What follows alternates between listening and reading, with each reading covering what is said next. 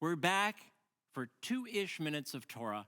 I'm so happy to see you, and welcome to Parshat Metzorah, the middle part of Leviticus, which means the middle of the Torah.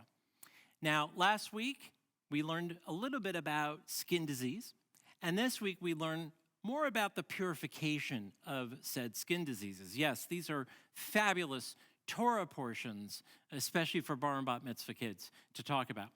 Having said that, there is something very interesting that happens when someone is ill in the ancient Israelite biblical times. They are removed from the community because they had an idea even then about contagion. It's interesting as we come out of the pandemic to think that they did the same exact social distancing for people who were ill that we've been doing. And they moved them into a separate part of the camp until the priest, the Kohen, was able to say that their skin irritation or disease had cleared up. And then they were proclaimed to be tahor, which means pure. Both pure physically, but also pure spiritually.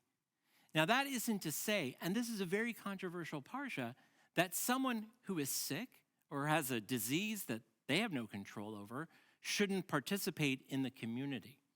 I mean, biblical times were a little bit primitive, and there was this idea of contagion, but still today, we have that idea of contagion. What's important for us as we come out of the pandemic is not to mark people or say that people had COVID or were sick from COVID or we shouldn't be around them.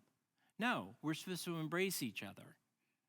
We are all pure when we're born, and our goal through practicing Judaism and being involved in the community, our goal is to make ourselves better. And that's really, at the end of the day, what both Tazria and this week's Metzorah are all about. We can't wait to see you in Shul this Shabbat. It is called Shabbat Hagadol, the big Shabbat, because it is the Sabbath before Pesach.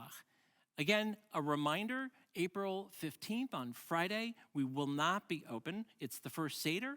And we know many of you, including the clergy, will be celebrating a Seder for the first time in 3 years with our loved ones together. We pray around a table, and we will miss those who are no longer with us, who we have not seen since the beginning of the pandemic.